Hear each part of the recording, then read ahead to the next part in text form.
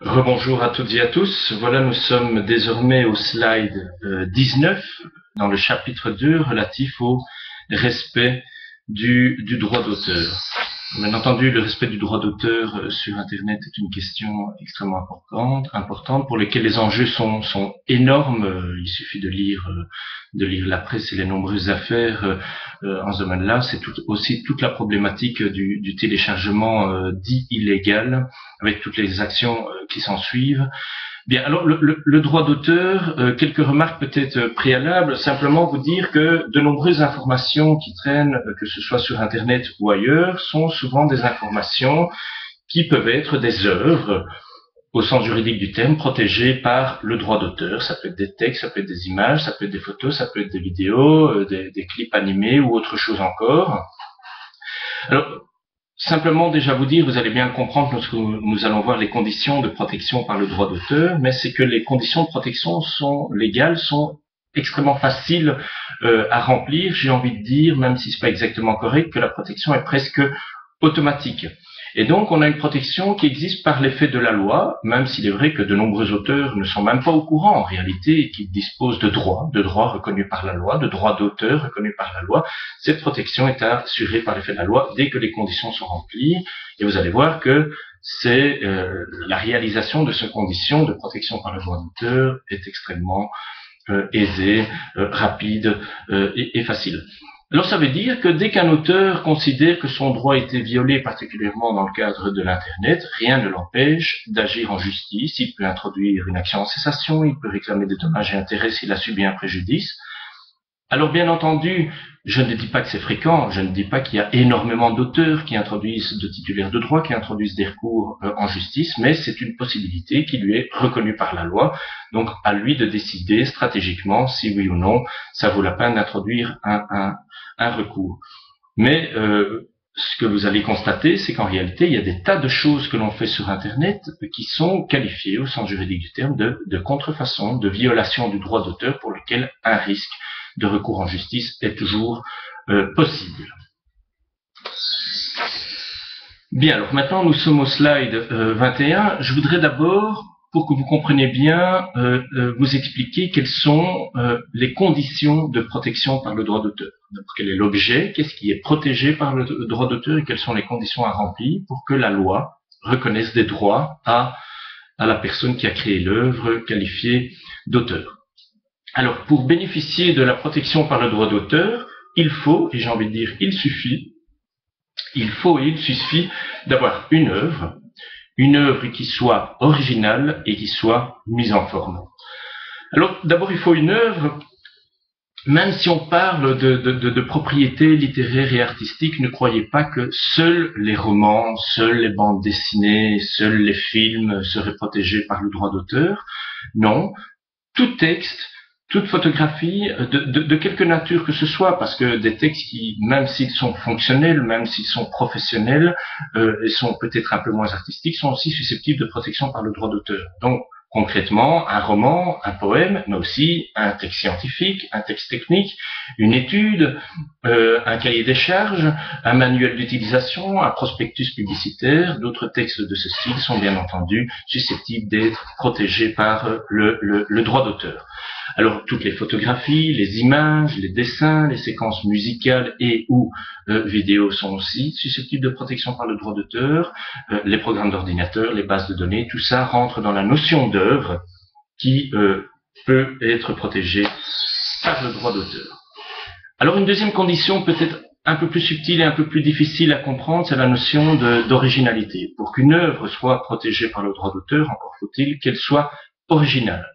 Alors, c'est un critère abstrait qui, bien entendu, doit être apprécié par le juge. L'idée de dire que l'œuvre doit apparaître, la création artistique doit apparaître comme étant une empreinte de la personnalité de son auteur. Vous allez me dire, avec ça, ça nous aide beaucoup. Nous qui ne sommes pas juristes, c'est loin d'être facile à comprendre. Donc l'idée du juge, c'est d'aller vérifier, pour voir si l'œuvre est originale ou pas, d'aller vérifier si l'auteur avait une certaine liberté de choix dans la création, ou est-ce qu'il était tenu à des contraintes techniques qui fait que n'importe qui aurait dû créer l'œuvre aurait fait exactement la même chose, aurait obtenu le même résultat. S'il y a une liberté de choix avec plusieurs résultats possibles, il y a originalité. Si maintenant les contraintes techniques sont telles que n'importe quelle personne qui aurait sur base des contraintes techniques dû réaliser l'œuvre, si on est arrivé au même résultat, dans ce cas-là, il n'y a pas originalité. Alors en pratique, c'est extrêmement difficile à apprécier, c'est une notion extrêmement subjective. Retenez simplement que la jurisprudence, d'une manière générale, est assez souple et considère assez vite qu'une œuvre est considérée comme originale et donc comme susceptible d'être protégée par le droit d'auteur. Alors, ne serait pas original, un exemple très concret, ne serait pas original les formes émanant spontanément de la nature. Donc, si le dimanche matin, vous vous promenez le long d'un champ, le long d'une prairie tout à fait naturelle, et que vous trouvez le soleil qui donne dans le brouillard extrêmement magnifique, vous faites une photo, vous pouvez sans aucun problème prendre une photo de ce champ, de cette prairie ou de cette forêt, sans devoir nécessairement obtenir l'accord du propriétaire du champ, parce que on a là une forme qui émane spontanément de la nature et qui n'est donc pas considérée comme originale. Maintenant, ce serait totalement différent si vous passez dans un quartier résidentiel et que vous commencez à prendre une photo de jardins d'agrément qui ont donc particulièrement été confectionnés par leurs propriétaires, où là, il y a véritablement un effort créatif. Dans ce cas, vous devriez, alors bien entendu, vous n'allez pas nécessairement le faire, mais théoriquement, vous devriez demander l'accord du propriétaire, ou en tout cas de l'auteur qui a agrémenté son jardin. Alors, pour bien préciser la notion d'originalité, il faut bien comprendre que n'entre pas en ligne de compte pour apprécier le caractère original d'une œuvre, son genre, son mérite, la qualité esthétique ou la valeur artistique. Pour le dire autrement, original ne veut pas nécessairement dire beau ou de bon goût. Donc vous pouvez vous retrouver face à une œuvre que vous trouvez extrêmement laide, mais néanmoins, c'est pas pour autant que celle-ci ne sera pas considérée comme originale et donc susceptible de protection par le droit d'auteur. Ne rentre pas non plus en ligne de compte pour l'appréciation du critère d'originalité, la longueur du texte. Un texte extrêmement court, peut-être, est susceptible d'être protégé par le droit d'auteur. Je pense particulièrement aux titres de romans, aux titres d'articles de journaux, qui là peuvent être là aussi protégés par le droit d'auteur, ou simplement au slogan publicitaire, un slogan très connu, parce que je le vaux bien, est très clairement protégé là aussi par le droit d'auteur, ou en tout cas est susceptible d'être protégé par le droit d'auteur. Ce sera au juge, bien entendu, in fine, de toujours le décider. La destination, ça je vous l'ai dit, ne rentre pas en ligne de compte, donc l'œuvre ne doit pas nécessairement être artistique ou littéraire, elle peut être plus fonctionnelle, ça fait des manuels d'utilisation, des articles de presse, des contributions doctrinales, des cartes géographiques, des prospectus publicitaires. Et puis enfin, ne rentre pas en ligne de compte la contrariété à l'ordre public ou aux bonnes mœurs. Pour ne pas le dire autrement, un film pornographique est susceptible d'être considéré par le juge comme original et donc susceptible de protection par le droit d'auteur. Et là, je laisse le soin au juge de faire cette appréciation, certes probablement assez amusante. Dernière condition pour pouvoir bénéficier de la protection par le droit d'auteur, c'est qu'il doit y avoir mise en forme. Et en réalité, c'est la mise en forme qui doit être originale. Alors, pour le dire autrement, les idées en droit d'auteur sont de libre parcours. Ça veut dire quoi? Ça veut dire que les idées non exprimées, non mises en forme dans le cadre d'un texte, dans le cadre d'une création formalisée, ces idées peuvent être reprises.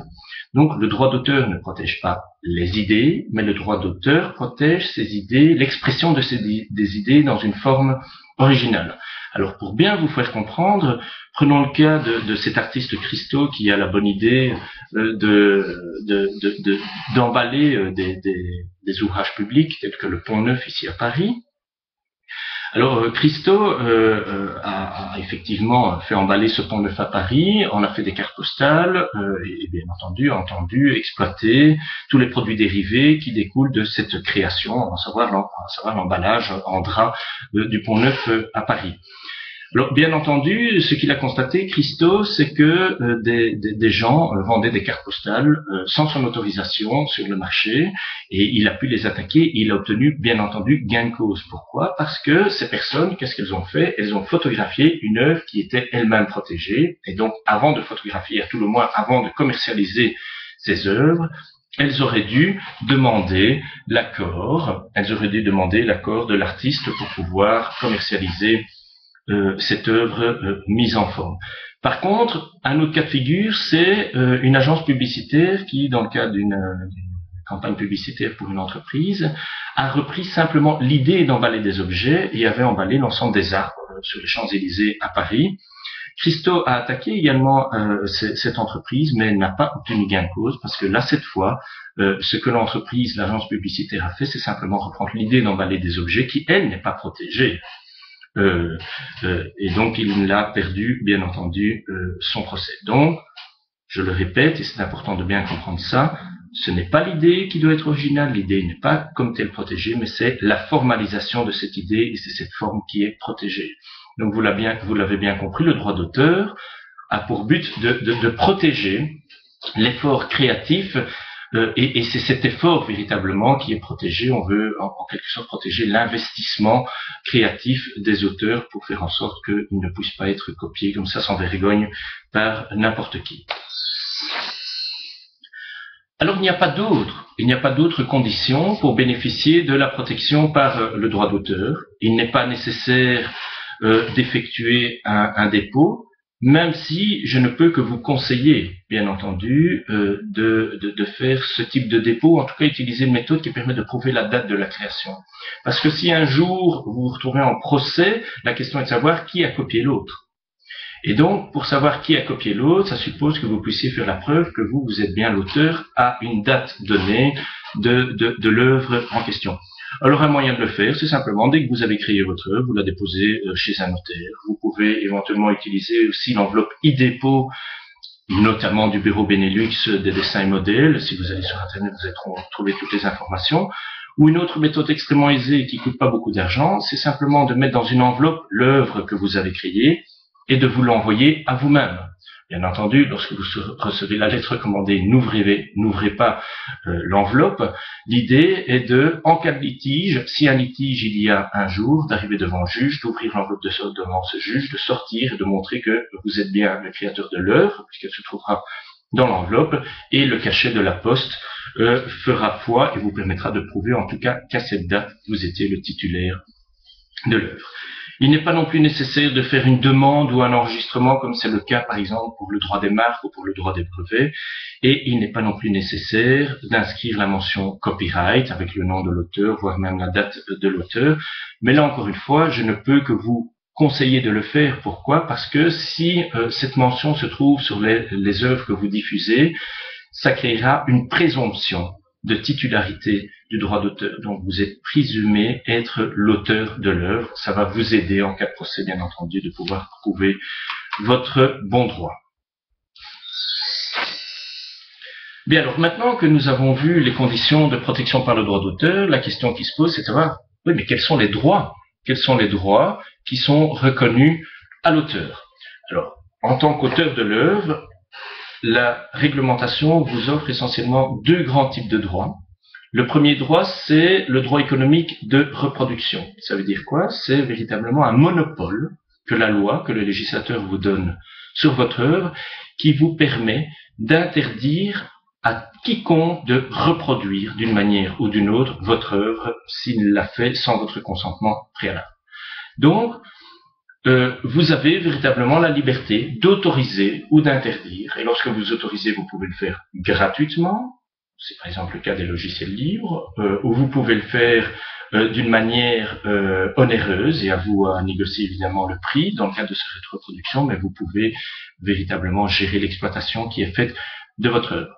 Alors, on entend par reproduction de l'œuvre le fait de simplement reproduire matériellement l'œuvre, donc vous pouvez lutter contre tout acte qui consisterait à copier manuellement votre œuvre, à imprimer votre œuvre, à photocopier, à numériser, à graver, à stocker sur je dirais, un support numérique quelconque, que ce soit disque dur, que ce soit clé USB, que ce soit autre carte de ce style.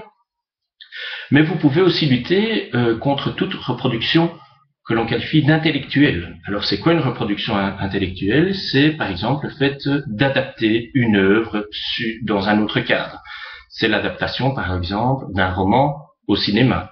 C'est l'adaptation d'un syllabus papier en cours e-learning. Ce sont très clairement des actes qui nécessitent l'accord du romancier ou du créateur du syllabus papier avant d'adapter, évidemment, cette première œuvre originaire dans le cadre d'une autre œuvre. Donc, évidemment, le producteur du cinéma du film devra bien entendu obtenir l'accord au départ du romancier pour pouvoir adapter son œuvre dans le cadre du cinéma. Idem pour la traduction. Que ce soit une traduction dans une autre langue, dans un autre langage de programmation. Alors, bien entendu, si vous obtenez l'accord, la nouvelle œuvre sera une nouvelle œuvre protégée elle-même par le droit d'auteur qui va vous offrir des droits, mais cette nouvelle œuvre ne pourra exister, ne pourra naître que s'il y a eu accord préalable de l'œuvre originaire. Alors, dès lors que vous venez à violer ces droits de reproduction, soit matériels par un copy-paste par exemple, soit intellectuel, donc vous violez bien entendu ces droits si vous faites ce genre de choses sans l'accord de l'auteur en question. Un autre droit qui est reconnu à l'auteur, c'est le droit de communication au public. Alors le droit de communication au public, c'est un droit qui est reconnu à l'auteur d'interdire ou de nouveau d'autoriser, gratuitement ou moyennant finance, la communication de son œuvre au public, dans le cadre de la radio, dans le cadre d'une télédiffusion, dans le cadre d'une récitation, d'une performance, d'une projection, d'une diffusion, d'une câblodistribution par satellite, mais aussi dans le cadre de diffusion par Internet. Alors c'est vrai que jusque l'avènement de l'Internet, le droit de communication au public était un droit qui était essentiellement connu par les artistes, par les spécialistes du droit de la propriété intellectuelle, mais n'était pas connu par le grand public. Maintenant, avec la naissance de l'Internet, avec l'utilisation de l'Internet, on a un droit qui, quelque part, a reconnu une nouvelle jeunesse, parce que n'oubliez quand même jamais une chose, c'est que dès lors que vous postez de l'information sur Internet, dès lors que vous postez une œuvre protégée par le droit d'auteur sur Internet, qu'est-ce que vous faites? Vous faites de la communication au public. Puisque dès lors qu'une œuvre est postée sur Internet, n'importe quel internaute dans le monde est susceptible d'y avoir accès. Et ce genre de choses, c'est tout problème de l'upload évidemment, ce genre de choses est puni, ou à tout le moins est susceptible d'être attaqué en justice lorsque vous le faites sans l'accord de l'auteur, puisque je vous rappelle que ce droit de communication au public est un droit reconnu à l'auteur. Alors évidemment se pose la question de savoir, oui mais c'est quoi le public? La jurisprudence a tendance à considérer que la notion de public, on arrive dans le public dès lors qu'on dépasse le cercle de famille. Si vous diffusez une œuvre qui va au-delà du cercle de famille, vous prenez un risque puisque vous êtes censé faire de la communication au public. Alors, c'est quoi le cercle de famille? La jurisprudence là est assez souple puisqu'elle considère que ce n'est pas uniquement le cercle de personnes liées par un lien de sang, mais ça vise toute personne unie par un lien soit familial, soit un lien social tellement étroit qui peut être assimilé à un lien familial. Donc on pourrait très bien imaginer qu'une œuvre diffusée uniquement entre copains, bons copains, qui se voient régulièrement, on reste dans le cercle de famille et donc on ne fait pas de la communication au public. Par contre, si vous commencez à diffuser une œuvre dans le cadre d'un intranet, d'un gros intranet d'une entreprise, là on ne peut pas considérer que vous restez dans le cercle de famille. La même chose pourrait évidemment se faire lorsque vous commencez à diffuser une œuvre dans le cadre de votre profil Facebook. Alors bien entendu, si vous n'avez qu'une dizaine d'amis et que votre profil est fermé, on pourrait être amené à considérer qu'on reste dans le cercle de famille. Maintenant, si vous êtes dans un profil cercle fermé, mais vous avez 10 000 amis, je pense pas qu'on puisse continuer à considérer qu'on est dans un cercle de famille. Et si votre profil est ouvert, là, bien entendu, on est clairement dans de la communication au public. Alors là, encore une fois, lorsque vous faites de l'upload, soyez quand même vigilant parce que si vous faites de l'upload d'une œuvre protégée par le droit d'auteur, vous violez le droit d'auteur si vous n'avez pas obtenu le consentement préalable de cet auteur et cet auteur à tout moment peut vous attaquer. Alors sachez simplement que tous les procès qui ont eu lieu sont des procès dont la base juridique repose plus sur la violation du droit de communication au public, donc sur l'upload plutôt que sur le download. Pourquoi? Parce que dans certains pays, parfois le download peut être couvert par l'exception pour copie privée. Ça va dépendre d'un pays à l'autre. Je ne vais pas rentrer dans les détails. Mais par contre, lorsque vous faites de l'upload, là, soyez vigilants parce que vous risquez, bien entendu, de faire une violation du droit de communication au public. Alors, je voudrais maintenant me focaliser tout simplement pour résumer ce que je viens de dire d'une manière un peu plus théorique. Je voudrais soulever quelques questions pratiques. Alors, nous sommes au slide 28. Est-ce que je peux mettre une photo sur mon site web? Alors, la question est posée. Je ne peux pas vous dire tout de suite, oui, c'est permis, faut pas demander d'accord d'un auteur, ou non, c'est pas permis. La première question qu'il faut se poser, c'est de savoir qui a pris la photo.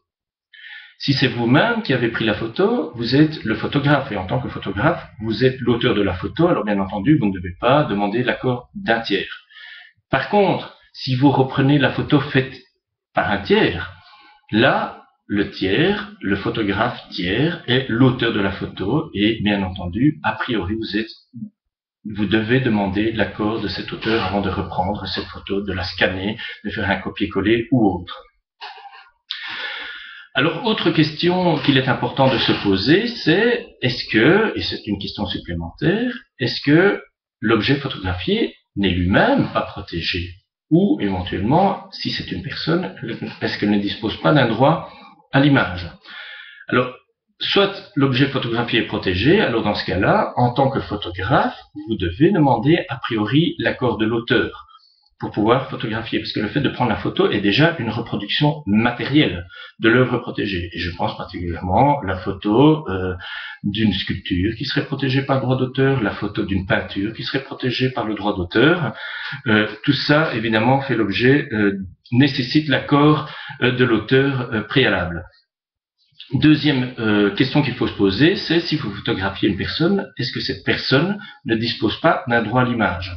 Alors, le droit à l'image ne va pas porter tellement sur la question de savoir si on peut photographier ou pas, mais va plutôt répondre à la question de savoir, une fois que la photo est faite, est-ce qu'on peut communiquer cette photo au public? Puisque vous devez savoir que toute personne, et c'est un droit de la personnalité, toute personne, tout individu dispose du droit d'interdire toute communication au public de son image. Ce qui veut dire que lorsque vous postez cette photo sur Internet, peu importe où vous la postez, a priori, vous êtes susceptible de demander l'accord de la personne pour poster cette photo sur Internet. Alors, sachez, on pourrait parler longtemps du droit à l'image, mais sachez que ce droit à l'image se réduit considérablement, voire même disparaît pour les personnages publics. Bien entendu, une personne publique, que ce soit un homme politique ou une vedette, ne peut pas s'opposer à la divulgation de son image dès lors que cette photo a été prise dans le cadre de ses fonctions publiques. Maintenant, s'il s'agit de photos prises dans le cadre de vacances privées, alors là, la question revient, et là peut-être que la vedette, le personnage public, pourra faire valoir son droit à l'image. Deuxièmement, pour les individus qui ne sont pas des personnages publics, vous devez quand même savoir aussi que lorsque l'individu est pris dans le cadre d'une foule et qu'elle est complètement isolée au point qu'elle est à peine reconnaissable, là, dans ce cas-là, le droit à l'image disparaît. Vous ne pouvez pas invoquer le droit à l'image pour faire disparaître votre photo où vous seriez pris dans le cadre d'une foule, sur Internet. Alors, toujours dans le cadre de la diffusion des photos sur Internet, je voudrais attirer votre attention sur le fait que lorsqu'on diffuse une photo sur Internet, non seulement on risque de violer le droit à l'image, mais on risque aussi de violer le droit au respect de la vie privée. Et là, je vous renvoie au chapitre sur la vie privée. Mais lorsque vous diffusez une photo sur Internet, qu'est-ce que vous faites? Une photo d'une personne, bien entendu, individualisable, qu'on peut reconnaître, vous faites du traitement de données à caractère personnel. Et donc, dans ce cadre, il faut pouvoir légitimer ce traitement et il y a un risque que vous deviez, et ça revient finalement à la même réflexion relative à la droit à l'image, mais pris sous l'angle cette fois-ci du droit au respect de la vie privée, vous deviez demander l'accord de la personne pour pouvoir diffuser cette photo. Alors, je voudrais attirer votre attention sur un avis de la Commission de protection de la vie privée belge, qui date déjà maintenant de quelques années, mais qui a été amené à analyser la problématique de la diffusion des photos sur les sites web des écoles. Il y a quand même énormément d'établissements scolaires qui maintenant ont leur propre site web. Et dans le but d'agrémenter ce site web, ils mettent des photos d'enfants, soit dans le cadre des classes, soit dans le cadre de vacances de classe verte ou de classe de neige ou des choses comme ça. Alors, la Commission de protection de la vie privée a dit, attention, lorsque vous diffusez ces photos des enfants, lorsque vous publiez la photo de ces enfants sur votre site web, vous faites du traitement de données à caractère personnel et je vous rappelle qu'il faut répondre à certaines conditions. Et la Commission a été amenée à considérer que cela supposait qu'on ait le consentement de la personne concernée pour autant qu'elle ait la capacité de discernement. Et donc, la Commission de protection de la vie privée a considéré qu'un enfant qui, entre 12 et 14 ans, commençait à avoir la capacité de discernement et donc capable de donner oui ou non directement son consentement. Si l'enfant est plus jeune, il faut absolument obtenir le consentement des parents. Alors, la Commission va plus loin puisqu'elle dit que le consentement doit être libre, donc bien entendu exercé sans pression ou sans contrepartie, et ce consentement doit être spécifique et informé. Alors la Commission considère qu'une espèce de consentement général dans le règlement d'ordre intérieur de l'école au début de l'année ne suffit pas. La Commission dit qu'il faudrait qu'on puisse indiquer quelle photo de quel enfant va être publiée sur quelle page du site, de telle manière à ce que le parent puisse, ou l'enfant lui-même, puisse directement prendre conscience dans quel contexte sa photo est publiée et sur cette base puisse alors donner oui ou non son consentement. Alors, dernière petite remarque importante, le fait d'accepter de se faire prendre en photo ne présume pas automatiquement que vous acceptiez la publication de cette photo. Et ça, c'est évidemment extrêmement important parce que parfois vous acceptez qu'on vous prenne en photo, notamment dans le but de pouvoir acheter cette photo par la suite. Ça ne veut pas dire pour autant que vous acceptiez que cette photo soit diffusée sans vergogne et sans discernement sur l'Internet. Alors, autre question pratique, est-ce que je peux reprendre un texte afin de l'inclure sur mon site web? Alors, encore une fois, il n'y a pas de grande difficulté si vous êtes vous-même le rédacteur et donc l'auteur de ce texte. Alors, dans ce cas-là, il n'y a pas d'accord à demander puisque vous êtes vous-même l'auteur. Maintenant, si vous souhaitez faire un copier-coller d'un texte qui a été rédigé par quelqu'un d'autre, bien entendu, il est important de savoir si cette personne est toujours titulaire de droit, et si c'est le cas, cela suppose que vous demandiez son accord préalable. Alors, encore une fois, peu importe la longueur du texte, et peu importe le support sur lequel le texte était fixé au départ. Une chose est certaine, c'est que théoriquement, toute personne auteur d'un texte peut attaquer une autre personne qui aurait fait une reproduction matérielle, une reproduction intellectuelle. Il peut y avoir une reproduction intellectuelle, par exemple, si vous avez un peu modifié le texte ou si vous avez résumé le texte. Alors, oui, peut-être vous l'avez fait, oui, peut-être que vous avez fait un effort créatif pour faire cette adaptation, mais néanmoins, vous ne pouviez le faire qu'en ayant l'accord préalable de l'auteur du texte ainsi repris. Autre dernière petite question, est-ce que je peux reproduire l'image ou la photo d'un tiers si je l'ai préalablement modifiée? Alors encore une fois, oui, peut-être que c'est vrai, sur Internet ou même pas sur Internet, il existe énormément de logiciels de traitement d'image qui vous permettent de modifier considérablement une image au point tel que parfois l'image nouvelle ainsi modifiée ne correspond plus du tout à l'image originaire. Alors encore une fois, qu'est-ce que vous avez fait? Vous avez fait de la reproduction matérielle, vous avez reproduit la photo, vous l'avez mise dans votre logiciel de traitement d'image, et là, dans ce logiciel de traitement d'image, vous avez fait de la reproduction intellectuelle, c'est-à-dire que vous avez modifié, vous avez adapté cette image, et pour faire ces deux choses-là, je vous rappelle que ce sont des droits qui sont des droits reconnus à l'auteur, vous auriez dû demander l'accord de l'auteur. Alors, vous allez vous dire, ouais, mais il n'y a pas grand risque. Il n'y a pas de grand risque, puisque si l'image nouvelle ne correspond plus ou ne ressemble plus du tout à l'image originaire, l'auteur ne va jamais savoir qu'en réalité, je suis reparti de son image. Peut-être. Maintenant, soyez quand même attentifs à une chose, c'est que de plus en plus, il existe, particulièrement sur Internet, des mécanismes de protection, des mécanismes de tatouage, de marquage. Je ne vais pas rentrer dans les détails, je ne suis d'ailleurs pas moi-même un spécialiste, mais des mécanismes qui permettent aisément à un auteur de constater qu'en réalité la nouvelle image est bel et bien une adaptation et une reprise de son image de départ, et à ce titre, il suffira pour lui de vous attaquer et d'arriver devant le juge pour faire la preuve qu'en réalité, grâce à ce mécanisme de protection, qu'il en était bien l'auteur. Donc voilà, j'en ai terminé pour quelques questions, ces différentes questions liées à la propriété intellectuelle. Donc retenez de tout ça que vous avez bien compris le mécanisme de protection, vous avez vu qu'il était quand même relativement automatique, vous avez vu qu'a priori tous les auteurs disposent de droits qui vont très loin, c'est le droit d'interdire une reproduction, qu'elle soit matérielle, intellectuelle, ce droit d'interdire la communication publique, ce qui est toujours le cas lorsque vous postez une œuvre sur Internet, et à ce titre, théoriquement, il est toujours susceptible de vous attaquer. Alors là, bien entendu, faites de la gestion de risque. Ce risque n'est pas nécessairement énorme, mais il existe, et s'il vous attaque d'un point de vue juridique, le recours est extrêmement aisé à mettre en œuvre. Voilà, je vous donne rendez-vous maintenant dans le cadre de la prochaine vidéo qui portera sur la liberté d'expression et ses limites.